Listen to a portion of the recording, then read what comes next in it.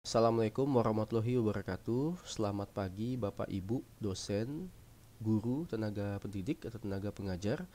Pada hari ini saya akan sedikit men-sharing, ya, sekedar sharing ke knowledge mengenai bagaimana cara memanfaatkan platform pembelajaran online yaitu Google Classroom dan Google Meet. Jadi materi pada hari ini sengaja tidak saya pisah, ya, untuk memudahkan Bapak Ibu dosen, guru dan teman-teman untuk memahami secara lebih praktis. Pertama-tama pastikan Bapak Ibu ya telah memiliki email ya dengan domain afiliasi, ya, baik itu perguruan tinggi ataupun sekolah. Langsung saja saya langsung coba masuk ke dalam Google Classroom, ya. Ya, pertama-tama pastikan memang Bapak Ibu telah login terlebih dahulu, ya, ke dalam akun Gmail Bapak Ibu, ya. Misalnya menggunakan di sini dalam contoh ini saya menggunakan email nama dengan domain afiliasi institusi. Nah, setelah masuk atau login atau sign in ke dalam Gmail, Bapak Ibu bisa mengetikkan Classroom Google, ya, pada bagian address bar web browser Bapak Ibu, ya, baik Mozilla Firefox, kemudian Google Chrome maupun Safari, ya, dan sebagainya. Nah, dalam contoh ini saya menggunakan Google Chrome, ya. Dimasukkan saja pada bagian address bar itu classroom.google.com. Nah, ini tinggal di enter saja, maka nanti akan langsung menuju ke halaman awal atau halaman beranda awal Google Classroom. Nah, di sini Bapak Ibu dosen, guru, tenaga pendidik dan teman-teman sekalian bisa melihat di sini saya telah membuat beberapa kelas. Di sini ada 8 kelas di mana masing-masing telah memiliki jadwal dan telah diikuti atau dimasuki oleh mahasiswa. Nah, jadi kelas ini sudah ada mahasiswanya. Nah, bagaimana Bapak Ibu jika ingin membuat kelas baru? Bapak Ibu tinggal langsung saja dengan mengklik, ya, ikon tanda plus atau tambah pada bagian kanan atas, ya, buat atau gabung dengan kelas. Di sini ada pilihan gabung ke kelas atau buat kelas. Jika mahasiswa, ya artinya dia harus memilih gabung ke kelas. Sedangkan untuk dosen, guru dan tenaga pendidik atau pengajar, ya, serta teman-teman yang ingin membuat kelas, Bapak Ibu bisa pilih buat kelas. Nah, di sini tinggal ditentukan saja nama kelasnya berapa, apa nama kelasnya. Misalnya di sini saya contohkan Aplicom kelas 12, ya, Aplicom 12, ya.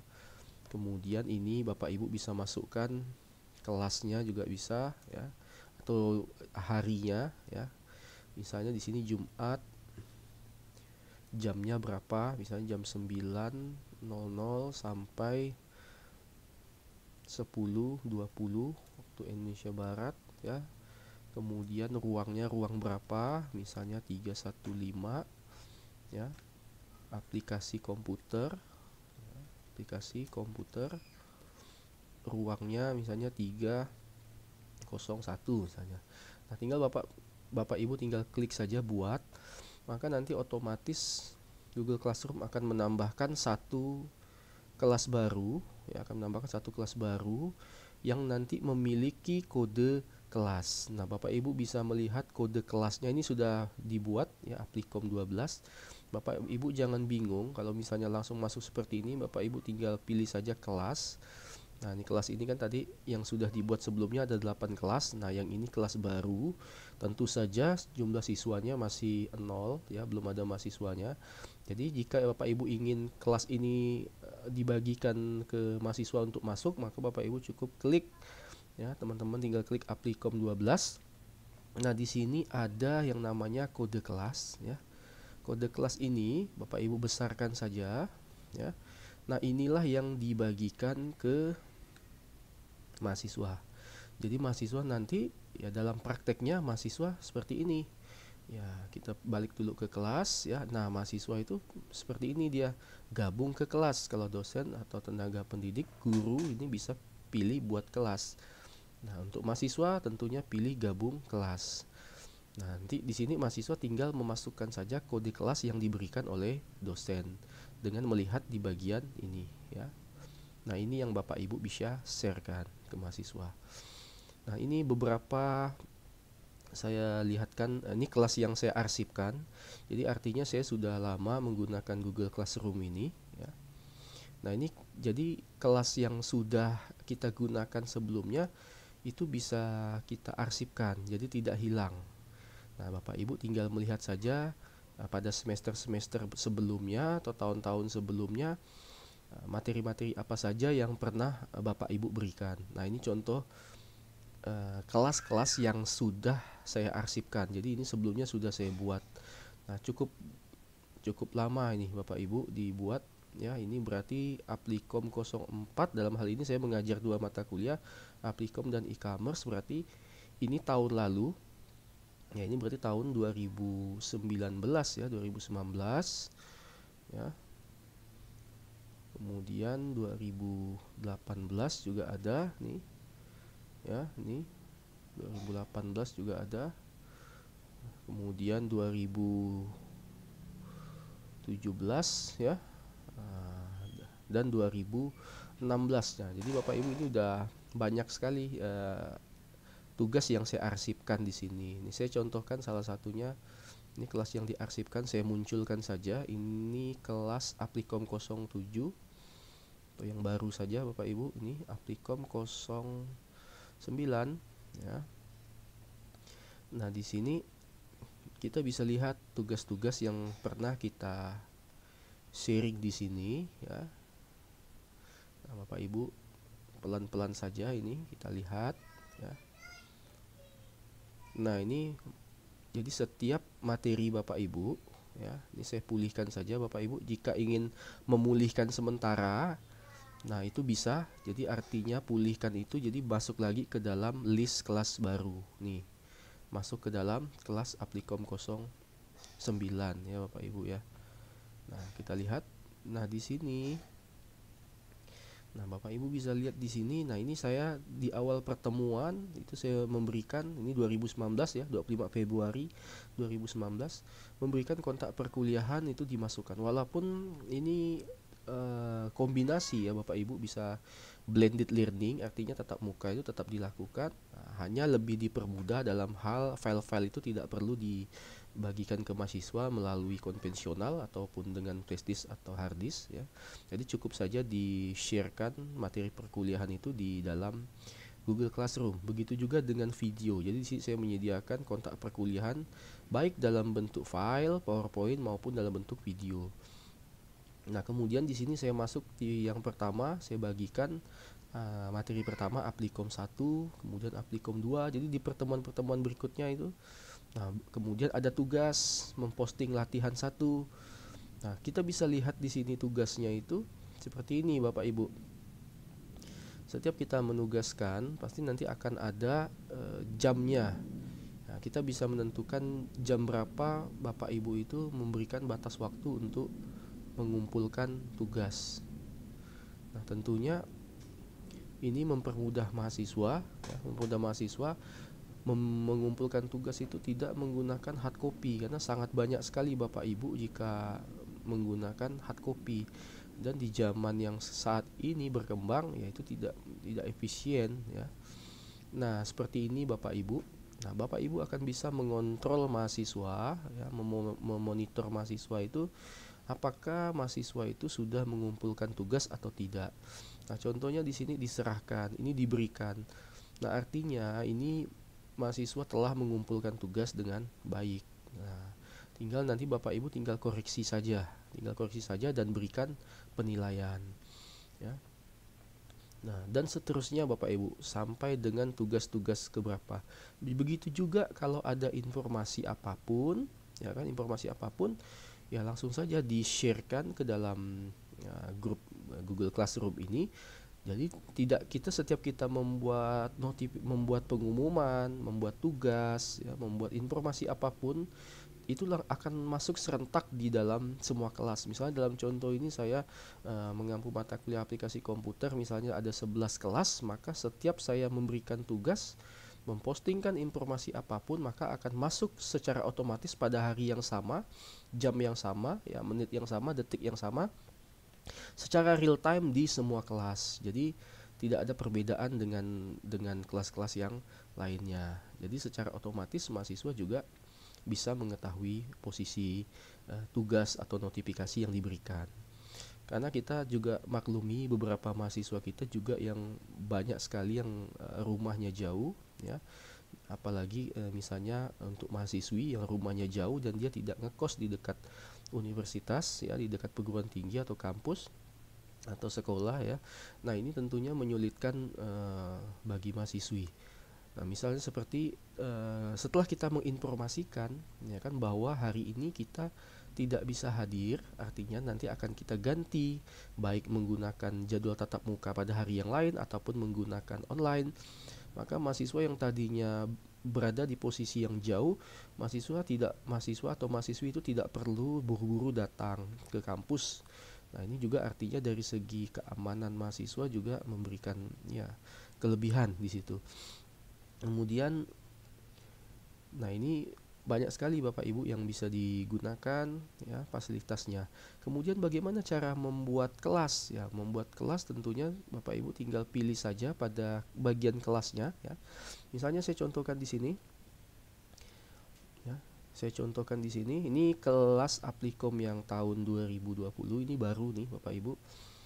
Nah, di sini ada, nah ini saya masukkan semuanya, kontak perkuliahan belajar ya, kemudian materi, kemudian grup WA juga saya masukkan di sini. Jadi ini untuk memudahkan kita berkomunikasi dengan media apapun ya. Jadi dalam pembelajaran e-learning itu memang sebaiknya banyak menggunakan beberapa platform atau channel untuk memudahkan komunikasi.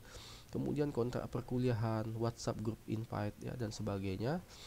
Kemudian ini juga ini materi yang pertama ya dibagikan. Kemudian ini juga ada pertemuan ya, pertemuan tatap muka secara online dan sebagainya.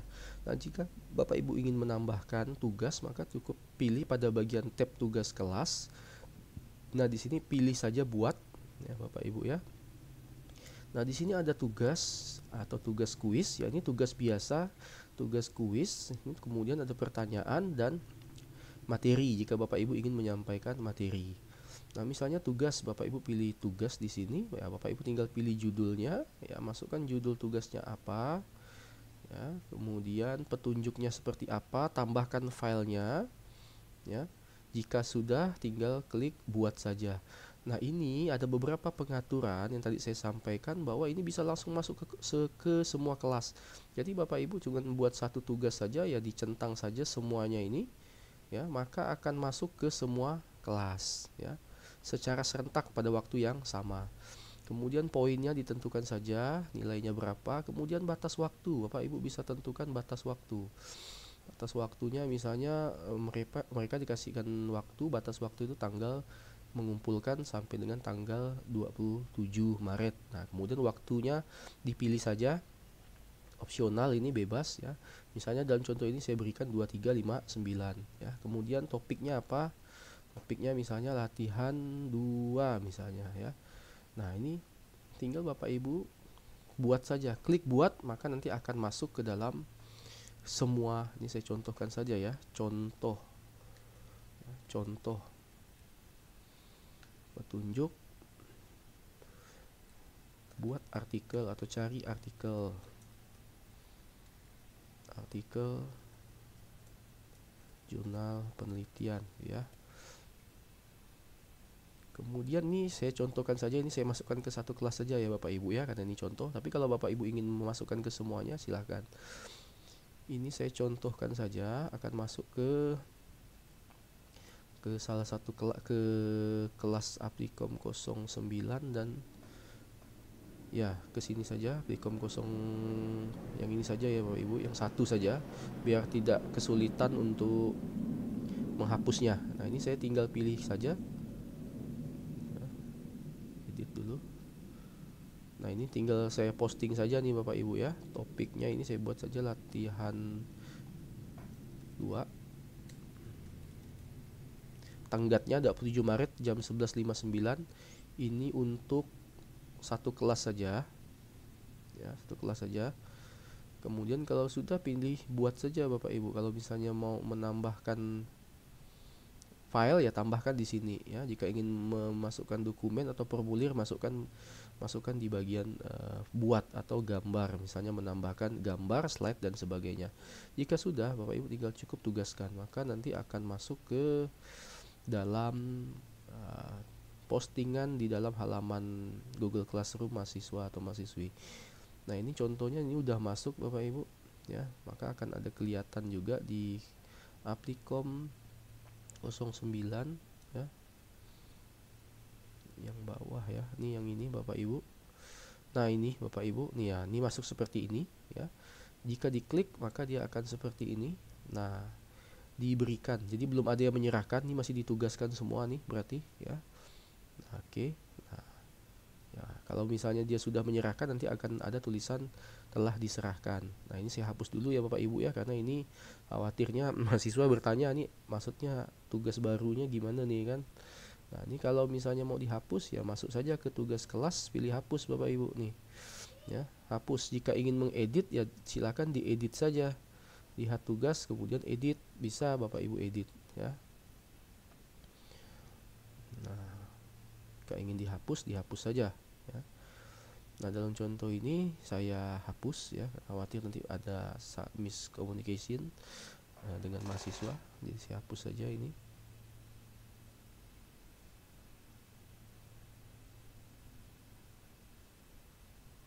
Oke, sudah dihapus. Nah, sekarang bagaimana cara penggunaan Google Meet ya Bapak Ibu ya, Google Meet. Nah, ini biar tidak terlalu lama, biar Bapak Ibu nggak terlalu bingung, langsung saja kita masuk ke Google Meet ya. Google Meet.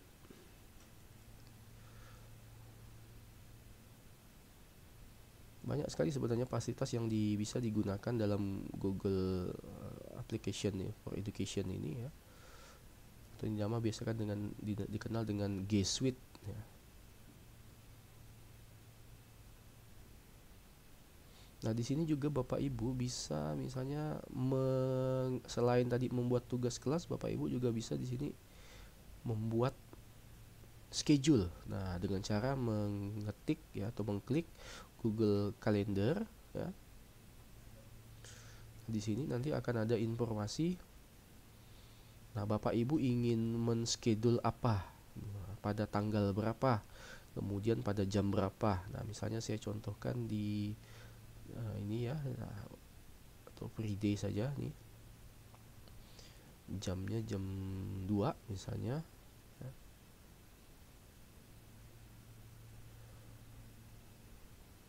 Nih Google Meet.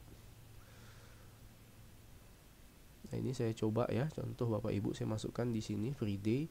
Nah, ini ada eventnya, tinggal ditentukan saja ya, add guest-nya, kemudian location conferencing misalnya jika ingin conferencing ya, kemudian menambahkan conferencing. Nah, ini tinggal join Hangout Meet ya.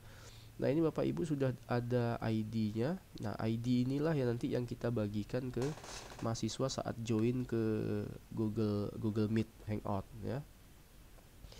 Nah, ini bisa digunakan ya. Kemudian bisa menambahkan live stream ya dan seterusnya. Nah, jika Bapak Ibu ingin membuka Google Meet ya tentu saja login saja ke Google Meet ya. Ini URL-nya Bapak Ibu bisa ketikkan di bagian address bar ya, Mozilla, Google Chrome, Safari ya, atau Opera Mini ya dan seterusnya ya, browser lah ya. Ketikkan di situ meetgoogle.com, kemudian nanti akan masuk ke dalam email. Ini otomatis email yang kita gunakan ini sudah berafiliasi dengan universitas, perguruan tinggi ya atau sekolah.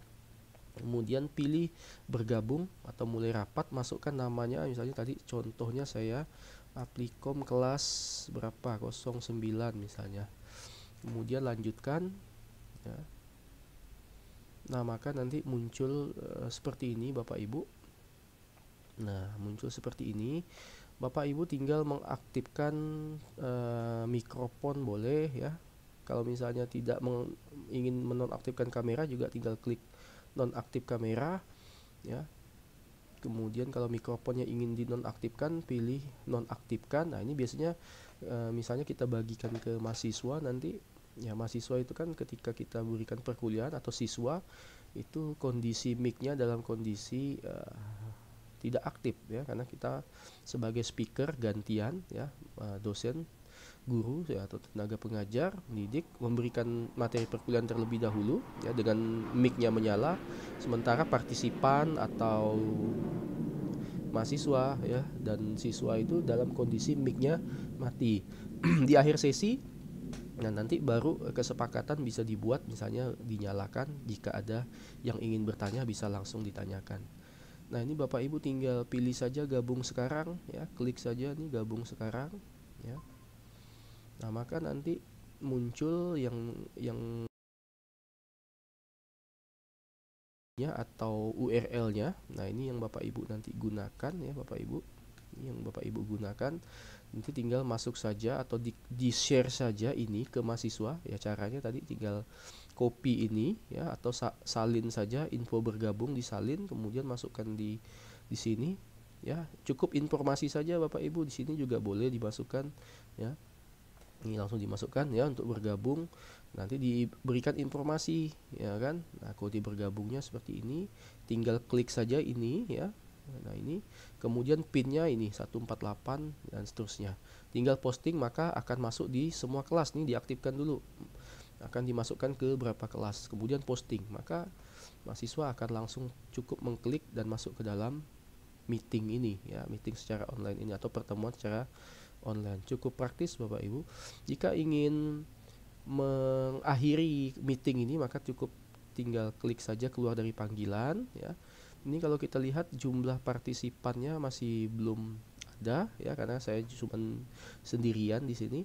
Ini fasilitas chat juga bisa dimanfaatkan ya. Nanti kalau mahasiswanya sudah gabung atau siswanya sudah gabung, fasilitas chatnya bisa dimanfaatkan. Kemudian presentasinya bisa dibagikan, misalnya Bapak Ibu ingin men-share jendela tertentu atau seluruh layar bisa. Jadi misalnya membuka PowerPoint, kemudian membuka YouTube ya, kemudian membuka aplikasi-aplikasi apapun yang ingin dipraktekkan ya dan sebagainya ya. Bapak Ibu tinggal pilih saja, presentasikan dengan dua opsi ini ya, seluruh layar Anda atau jendela.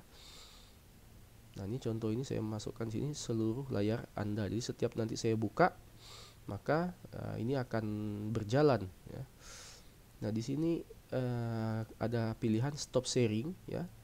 Jika Bapak Ibu nanti ingin mengakhiri sharing ini, Bapak Ibu cukup memilih ya stop sharing.